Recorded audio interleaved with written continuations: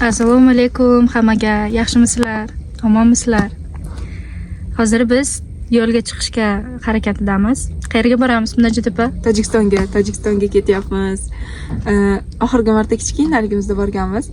Hozir yana bir marta mehmonlikka ketyapmiz. Bu gal hamma joylarni, borgan joylarimizni videoga olib ko'rsatmoqchimiz. Kimga qiziq bo'lsa, biz bilan qolinglar.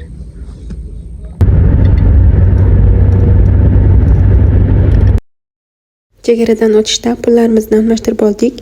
Bizning 100 mingimiz ularga 75 somon bo'lar ekan. Chegaradan o'tib oldik va yo'lda bozorga ham kirib o'tdik. Mehmon bo'lib borayotgan joylarimizga non oldik. Mahallaga yaqinlashganimizda shunaqa bolachalar bizda to'yib o'ynashayotgan ekan. Bularni ko'rib yoshligimiz esimizga tushib ketdi.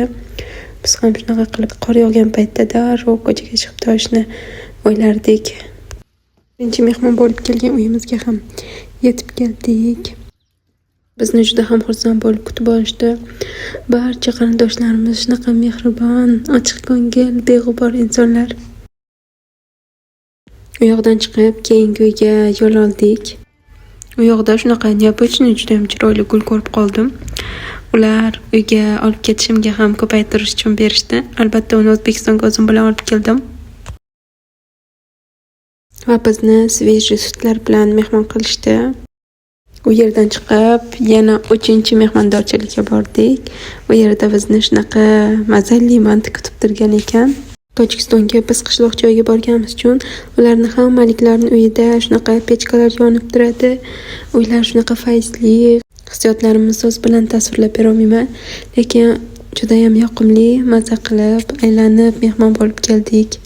Ertangi kuni qarindoshlarimiz bizni shaharga olib chiqishdi. Bizga Tojikistonning chiroyli joylarini va bozorini ko'rsatishdi. Mashhur bozorni hozir nomini eslolmayapman, lekin biladiganlar kommentariyada yozib yuboringlar. Eslab qolsam, o'zim ham yozib qo'yaman.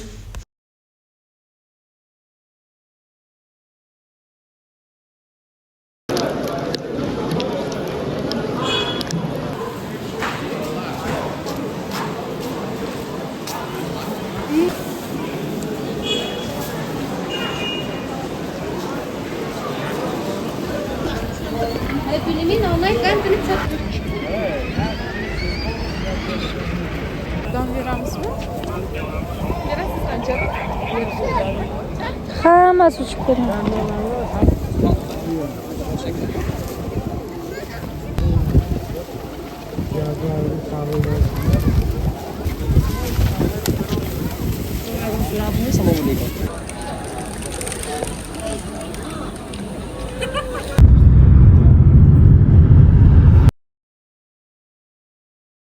Biz hamma joylarni shunaqa maza qilib aylanib, Tojikistondagi kunimizni shunaqa shashlik bilan tugatdik.